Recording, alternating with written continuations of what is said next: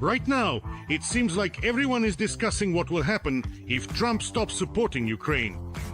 The pro-Russian crowd is practically stuttering with delight at the thought, fantasizing about Trump personally carrying Putin into Kyiv in his arms like a bride. By the way, do you remember if the murky waters of the Potomac could even support the cruiser Aurora?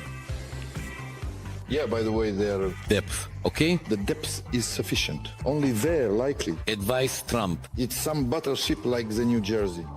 Nope. No, Battleship New Jersey isn't our thing. Aurora entering Potomac waters, that's something. But the Kremlin's ever-servile lackeys never even stopped to think what would really happen if China were to stop supporting Russia. How long would this plywood pseudo-empire last? Where would it get money for its debt-ridden mercenaries? What would it use to clothe its orcs? What would it use to transport them to their meat grinder assaults?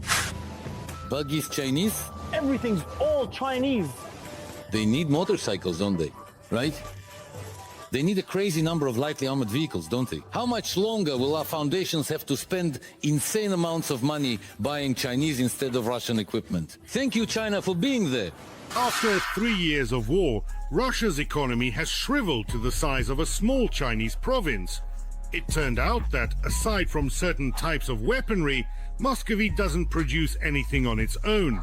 At the same time, military experts note that under sanctions, Russia's military-industrial complex is hardly capable of even replenishing equipment losses, let alone producing new models. Import substitution, which was supposed to flourish and thrive, only ever existed in Carlito's imagination. There, the Zhiguli caught up with and overtook the Mercedes, and Vikusnaya Tochka introduced a cola made from birch sap. This is the most bare-bones configuration. There's nothing except the air conditioner. And here's the central locking system. Look, in the car, no ESP, no parking sensors, nothing. No stereo, no airbags, not even a sunglasses holder. The sun visors have no mirror, no pocket. The price of this configuration is 1,459,000 rubles, with all discounts included. Even under the rather leaky Western sanctions, the Russian economy is falling apart like Dmitry Medvedev's encoding. Even pro-Kremlin economists are already shouting about this. According to them, Russia is facing bankruptcy, a collapse in investment, and stagflation in the near future. Stagflation is the worst thing that can happen to an economy. It's both stagnation, that is, a halt in development and hyperinflation at the same time. It's when you'll have to pay a kilogram of rubles for a kilogram of potatoes. Do you have any dollars? No, only rubles. Right. I don't need it. Money is paper, plain money. In these circumstances, Russia is staying afloat only thanks to our Chinese comrades.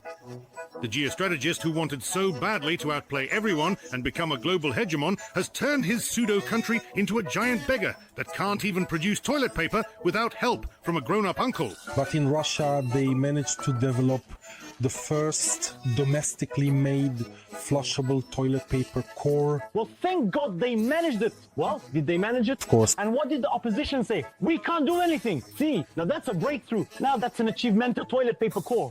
China is not just Russia's sponsor. China is the master of Muscovy. There can be no talk of an equal partnership here, because Putin's testicles have long been kept in a crystal box on Xi Jinping's desk. China is the main supplier of foreign currency to Russia because it is the largest buyer of its resources. True, unlike the hostile Europeans, he buys up the national wealth of Russians at shameless discounts of 3 rubles. Don't like it? We can just stop buying. Most of you know very well what actually happens to the vast Siberian forests when the Chinese either lease them for 49 years or through Russian intermediaries set up companies to systematically destroy the taiga. They cut everything down to the very last tree, leaving only stumps behind. Well, do you like it or not? Buried beauty? In return, China supplies goods to Russia with a markup, so to speak, for the risks associated with sanctions. And once again, Moscow is forced to overpay because there are no other options. China supplies dual-use materials, electronics for missiles, machine tools. Without Beijing, all Russian military production would come to a complete halt. Do you like the idea? China also supplies finished military products, no matter how much it tries to hide it. Drones, firearms, ammunition, communication equipment, golf carts, buggies, and motorcycles can also be considered deliveries of military equipment. Due to a lack of armor, the meat orcs have been transferred to these Chinese machines of death.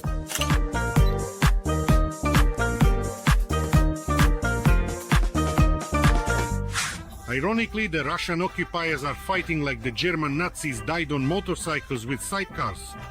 As they say, they managed to repeat it, just not from the right side. These are the various kinds of vehicles we've received, all fully ready to go. They'll be shipped out soon. China is also sharing intelligence data from its satellites with Moscow. It just so happens that the great space power's own satellites are a bit outdated and see only slightly better than Petrosian sees comedic potential. Everyone around here is crazy? We'll let you in on a secret. Military aid from North Korea and Iran is also actually China. Without the Emperor's permission, their involvement in the conflict would have been impossible. Iran is 90% economically dependent on Beijing. North Korea is basically something like the DPR. In other words, it's China that supplies Russia with millions of munitions, Shaheds, and, more recently, soldiers. Excuse me? Without China, the Russian army would have nothing to wear, nothing to shoot with, and nothing to eat. And without Chinese money, the Kremlin will have nothing to pay these biorobots with. Without Chinese support, Moscow would have to disarm all the film studios across Russia. And even that won't help. By the way, in 2023, we handed over to the armed forces 28 T-55 tanks, 8 PT-76 tanks, 6 BMPs, and 8 tractors that we had stored at the military technical base. But war is not just about the front line. You also have to somehow keep life going in the rear. And here in Russia, literally everything is Chinese, from toilet brushes to the Moskvich car. Is the steering wheel here specifically made in China right now? What? Steering wheel? The steering wheel? Just the start. The steering wheel is still Chinese for now. We like it to be Russian made. It's not complicated like the other elements, is it? And what's more, China doesn't really bother with supplying quality products. The common folk will buy whatever they're given. To say I'm shocked would be an understatement. The Chang'an CS-55, a workhorse, basically, right? You're going to laugh now. The gas pedal, it's plastic, you know? It just actually completely detached and fell off in the cold weather. But even the most mass-produced Chinese consumer goods are still much better than the Russian fifth-generation fighter jet. The whole world burst out laughing when they saw the Su-57 at the exhibition in China, a so-called super-duper stealth jet with bolts not fully tightened and seams left unwelded. It was assembled at the same factory where they make the old vans. Just look at how they stamp the metal. This metal stamping and welding cost 2 million rubles. Take a look for yourself. And yet, there's not enough plastic in the cabin. The sealant deserves special attention. As they say, spot the 10 differences. You could call the van a fifth-generation hearse. By the way, the Chinese were quite openly laughing at the Russian flying wonder.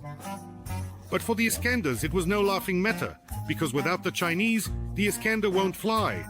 This is just absolutely disgraceful. If China stops supporting Moscow and joins the international sanctions, the war will not last very long. First, Putin will have to choose: keep spending astronomical sums on mercenaries or pay pensions and salaries.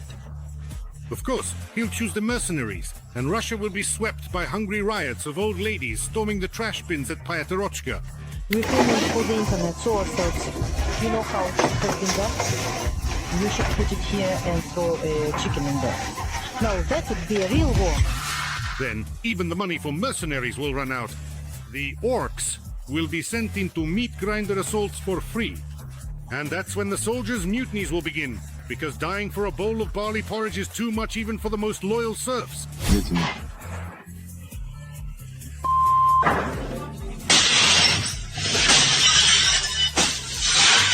Four. Everything to be continued. No doubt about it. No doubt about it. No doubt about it. By the way, Putin has already cut spending on wounded occupiers by his own decree.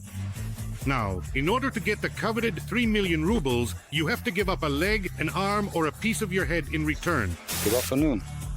I would like to respectfully address our government, and in particular, the President of the Russian Federation, Vladimir Vladimirovich Putin. To this day, I still have not received any compensation for the injury that I suffered back in July 2023, despite my repeated requests and the passage of considerable time. Eventually, Putin will run out of money, even for the security forces that his regime relies on.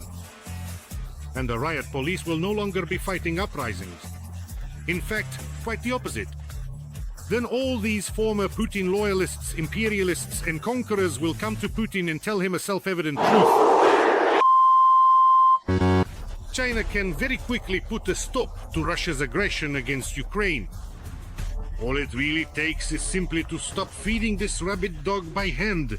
Russian resources can still be bought up for a very low price, even after Ukraine's victory. I would like to remind you that this video is created for entertainment purposes and contains elements of satire and irony. All facts and events are presented in a hyperbolized or exaggerated form to convey a comedic or dramatic effect. Our goal is not to mislead, but to highlight humor. Please take it with a smile.